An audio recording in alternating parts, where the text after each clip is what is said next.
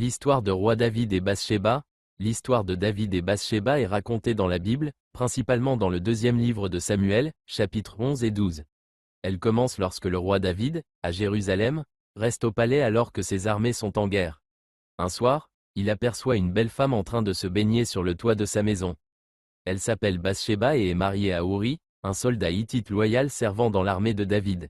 David, fasciné par sa beauté, envoie des messagers pour la faire venir au palais, où il a des relations avec elle.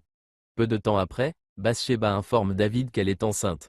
Pour dissimuler son acte, David convoque Uri à Jérusalem sous prétexte de recevoir des nouvelles de la guerre.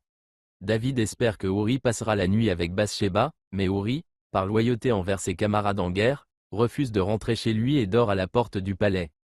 David décide alors de recourir à une solution plus drastique.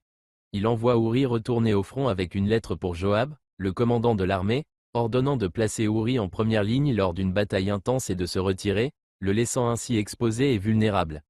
Uri est tué au combat, et après la période de deuil, David prend Bathsheba pour épouse, et elle donne naissance à leur fils.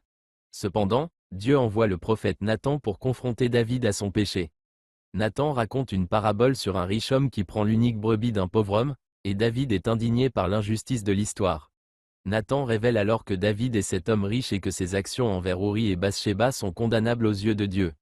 David reconnaît son péché et se repent, mais Nathan annonce que bien que Dieu ait pardonné son péché, il en subirait les conséquences. L'enfant né de leur union tombe gravement malade et meurt peu après. Cependant, Bathsheba et David ont plus tard un autre fils, Salomon, qui deviendra un grand roi et successeur de David.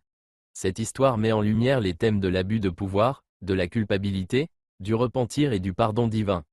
Only God Extra Potentiel 27.